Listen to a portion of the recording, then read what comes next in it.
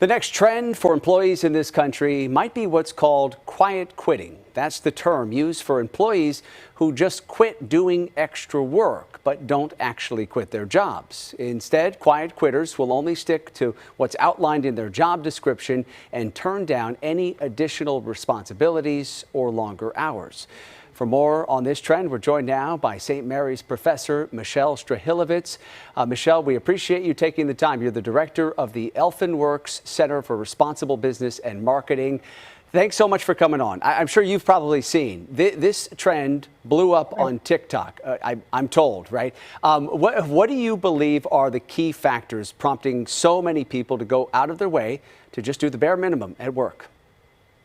So it's a lot of the same stuff that drove the resignation, right? The great resignation. After COVID, a lot of people became aware while they were working from home how much they liked having more time. They lost the stress of commuting to work, and that gave them more time for work-life balance and more life in terms of work-life balance.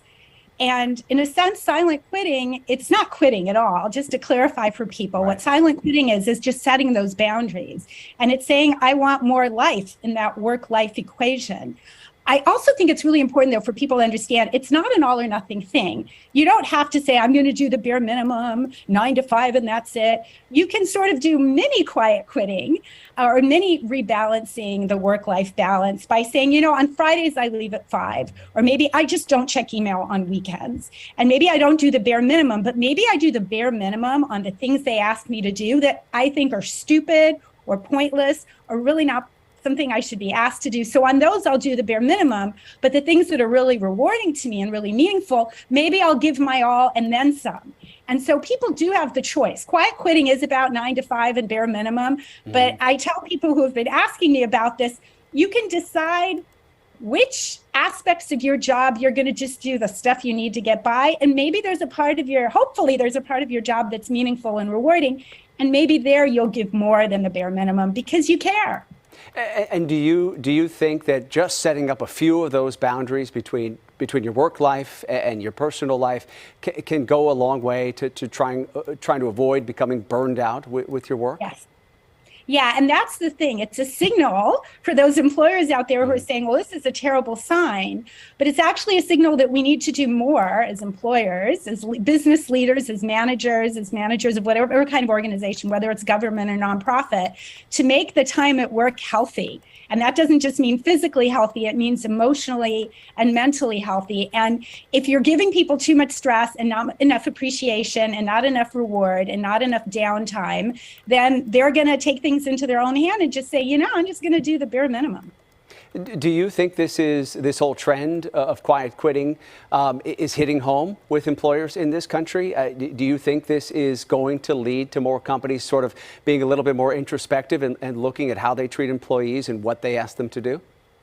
Well, they'll do it because of that. They'll do it because of the great resignation as well. Yeah, and it obviously depends on what kind of organization and what kind of employees, because there are areas where there's such a shortage of people who are qualified to do the job that if you don't make it rewarding for them, they can leave and they can go somewhere that will.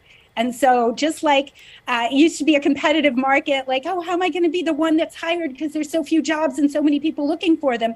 In certain areas, there's very few people who can do the job well and quite a few companies that need those people. And if those companies are smart, they're going to make not just the compensation that's financial good, but the experience of working good and positive so that they won't have to silently quit. They'll actually have a company that says, yeah, it's 6 o'clock and it's Friday. Go home. What are you doing here? See you on Monday. Yeah. Or at least appreciates that if they leave at 5 p.m. on a Friday because they want to get home for some event, that they're not going to get some sort of guilt trip. Yeah, no, I mean, clearly another sign that the pandemic has changed workplace culture in this country. Absolutely. We appreciate the time and the perspective tonight. Michal Strahilevitz from St. Mary's, the director of the Elfenworks Center for Responsible Business and Marketing. Thanks for coming on. Thank you. Take care.